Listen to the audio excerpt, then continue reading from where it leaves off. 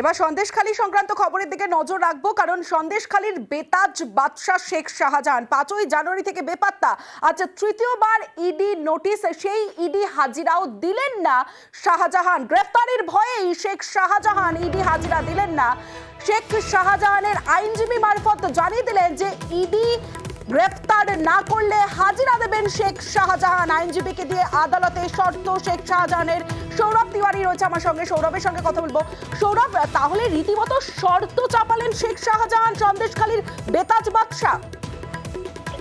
একেবারেই দেখো, আজকে বেঞ্চাল আদালতে যখন শুনানি হচ্ছিল তার আগাম জামিনের মামলায়, সেই সময় শেখ শাহজাহান কার্যত শর্ত বেঁধে দিলেন, অর্থাৎ গ্রেফতারের ভয়ের কারণে তিনি হাজিরা দিচ্ছেন না, এমনটা বারবার তার আইনজীবী বিচারককে জানান। অর্থাৎ যেই 3বার ইতিমধ্যেই তলব করা হচ্ছে ইডির তরফ থেকে, তিনি আশঙ্কা করছেন যে তাকে গ্রেফতার করা হবে ইডি জিজ্ঞাসাবাদের সময়, এবং তার কারণেই তিনি হাজিরা দিচ্ছেন। এবং সেই জায়গা থেকে বিচারককে তার আইনজীবী মারফত তিনি জানান যে তাকে যদি গ্রেফতার না করে ইডি, সেই জায়গা থেকে শেখ শাহজাহান তদন্তে সহযোগিতা করবে, এমনটা কিন্তু বারবার বলা হয়েছে।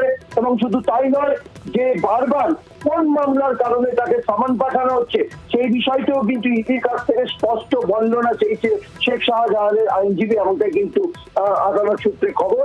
এবং সব মিলিয়ে গ্রেফতারের ভয়েতেই কার্যত হাজিরা দিচ্ছেন না শেখ শাহজাহান, এমনটাই কিন্তু আজকে আদালতের শুনানিতে উঠে এলো। বেশ সৌরভ।